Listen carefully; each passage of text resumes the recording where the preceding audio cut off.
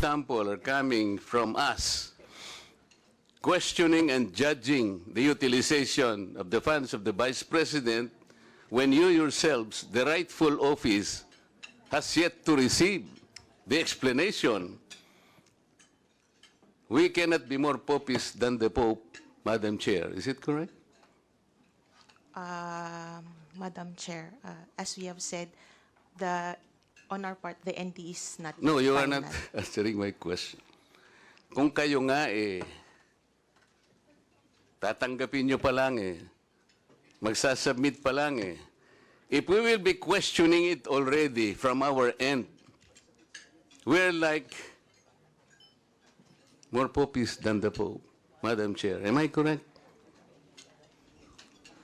I cannot. Ikaw naman, ba't naman hindi mo masasagot naman yan, napakasimple. Kung ikaw nga, hinihintay mo pa dapat naman nating hintayin, that is the part of due process. Yes. Kami naman, naglulundag na kami na nagtatanong. Kaya nga ang sabi ng Vice President, narinig ko, I am already communicating. I am about to communicate with the COA. I think she will do that because that is the process. Hindi naman pwedeng hindi niya sagutin. Kaya nga po ang sinasabi ko, kasi ang dami na pong nagsipagtanong, lalo na po nung unang hearing, naglulundag po lahat So the nature of a notice of disallowance, Madam Chair, it is yet to be explained. Sa ngayon, hindi pa Kung sakaling ma-explain, Madam Chair, at halimbawa, hindi nyo pinakinggan, the Vice President has the option to go to the COA proper for an appeal. That is correct. That is correct. And considering the appeal was dismissed, the Vice President can go to the Supreme Court. Is that correct? That is correct. So there is a whole gamut of process. That is correct. Will you po. confirm that? That is correct po, Your Honor. That is why, can you advise us, including me, whether we are supposed to ask questions considering that you have not yet received her explanation to your office? Madam Chair, I am not. You cannot advise me? We are not in a position to know the power or the prerogatives of the No, House of I am Representatives. telling you already. I am telling you already because we're supposed to ask questions on the budget of the Vice President. But they started asking questions on the 2023 budget, which was subjected to a notice of disallowance. I'm telling you, Madam Chair, that the Vice President is yet to make an explanation to be submitted to your office, and you are waiting for that. Yes, Madam Chair. Correct? That's why when we were subpoenaed, we explicitly Oo nga. mentioned that So, tama these are bang- not yet. Tama ba kung Final. magtanong na ng magtanong ngayon habang ikaw ay hindi mo pa nare-receive kung ano yung sagot niya? Do you think I am correct in asking questions habang ikaw ay naghihintay pa lang ng isasagot niya sa iyong opisina? Tama ba ang gagawin ko kung magtatatanong ako ngayon?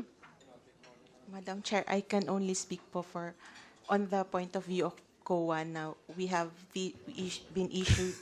issued these, in the end, it's still subject to appeal. Kindly wrap up. Maraming salamat, Madam Chair. Right. Salamat. Next, the Honorable Abante. It is also a cherished tradition in Congress that whenever we deliberate the budget of a certain agency, that the head of the agency must be present. At this point in time, there are no staff here. The head of agency present on the office of the Vice President. And we only have a DBM here. A DBM even answered that only, the COA even answered that only the OVP could be able to answer that. Perhaps we could be able to say it. Kanina, sinabi rin po ni Jose Marcoleta, is a cherished tradition to approve the budget immediately. But there's a cherished tradition that when we deliberate a budget of any agency, that the head of agency should be present. That is my parliamentary inquiry, Mr. Chair. So, we As we had explained earlier, we received a letter dated 10 September.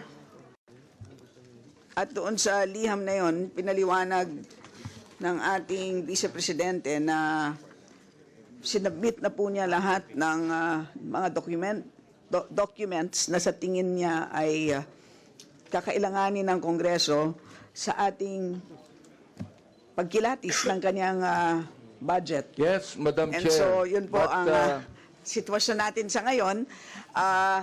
Pwede natin, pagkatapos ng ating interpellation, pwede natin desisyonan kung anong gagawin.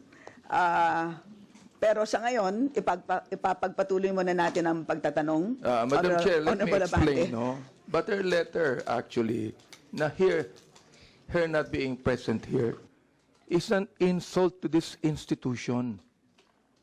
When we had the last hearing, I even questioned her if this institution has the right to scrutinize the budget, and she even failed to answer. My goodness, I think that her writing a letter to us telling us that she has completed this, she still must be present, Madam Chair. And because she is not present, she is actually insulting the second institution that should scrutinize the budget of the Vice President. And I do not care even if she is the Vice President, Madam Chair. I will not allow that Congress will be insulted by the head of any agency.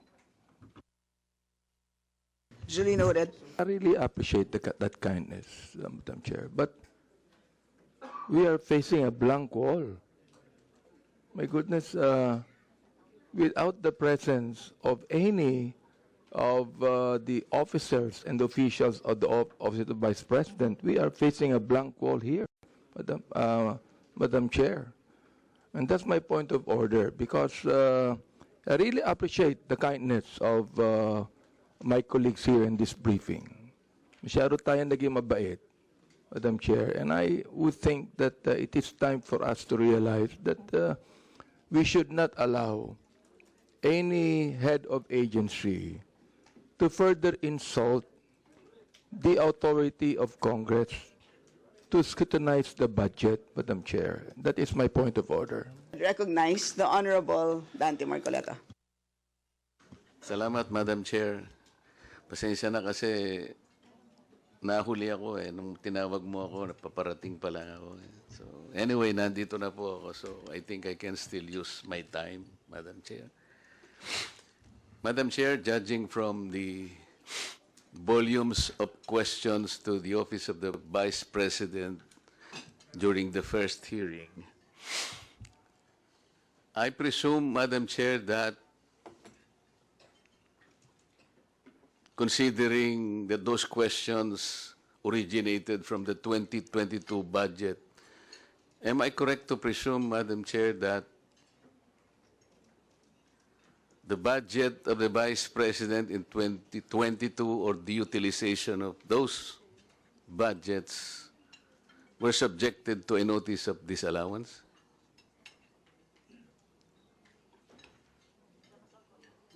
COA. Come again, sir. What's the question po? Tinatanong po kayo kung nagkaroon ng notice of disallowance noong 2022 ang OVP. 2022? Ang Madam Chair? mga questions po kasi, Madam Chair, the way I understood them, 2022 ang origin. Parang ang damdam ko, merong subject of notice of disallowance, yung budget ng Vice President, because of the type of questions asked during the first hearing. Madam Chair, for the 2023, we have not... 22. 22. Kasi nagsimula doon ng mga questions, di ba? Based on the report of COA, Madam Chair, for the year 2022, Nagsimula yung tanong yung 2022. the audit team issued notice of disallowance amounting to 2,638,186. on April 5, 2022 pertaining to the engagement of private lawyer as legal consultant without the written conformity of the Solicitor General and the concurrence of COA. So that's the only ND or notice of disallowance issued during that year. What about in 2023, Madam Chair? For 2023, Madam Chair, there was no notice of disallowance issued to the OBP. So why is it, Madam Chair, that most of the questions are being asked as though they do not believe the Vice President than when she said that she is already communicating with the COA? Madam I Chair. think the Office of Vice President, Madam Chair, is being audited by the Intelligence and Confidential Fund Audit Unit. Is that correct? Madam Chair, if I may I clarify, what I have said about the notice of disallowance is pertaining to the transactions of the OBP, not for the confidential fund, because we are the audit team of OBP for the transactions to audit the transaction of the OBP, not the confidential fund. The confidential fund is being audited by the ICFAO, another office from the COA. Yes, so the question is supposed to be for you. Yes, Madam Chair. Subjected ba sa Intelligence and Confidential Fund Audit Unit, Yes, yung Madam. confidential fund ng Vice President? Yes, Madam Chair. So was there a notice of disallowance? There was a notice of disallowance issued for the fourth quarter of 2022, Madam Chair. There was. Yes. Okay, Madam Chair, may I know the nature of a notice of disallowance? I mean the nature. A notice is How do you characterize a notice of disallowance? a notice is disallowance is given for expenses disbursed with it is a notification to the head of agency and or accountant informing and requiring the persons liable to restitute the amount of the disallowance that is a confidential expense disapproved or disallowed in audit, either in whole or in part, as a result of illegal, irregular, or improper disbursement or expenditure of such fund. Your You Honor. call it IUEEU. Is that correct? Yes, yes, I, Madam Chair. irregular. U is Unnecessary. Unnecessary. Madam Chair. E, Extravagant, Madam Chair. another E.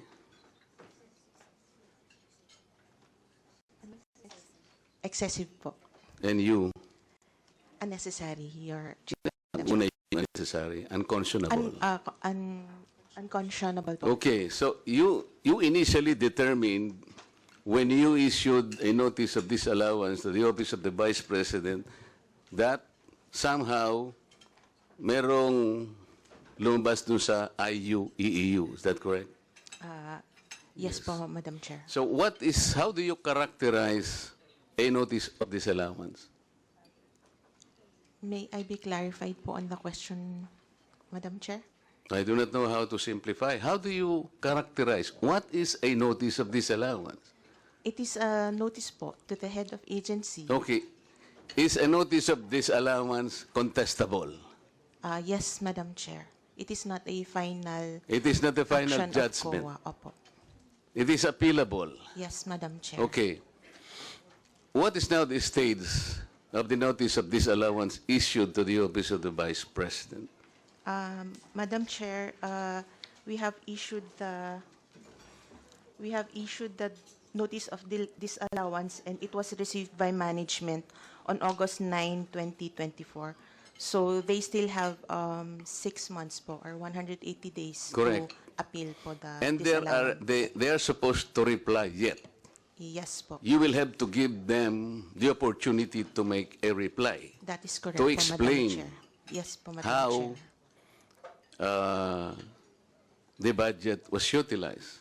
Opo. And that is part of due process. That is correct po. Meaning to say, there is no guilt yet.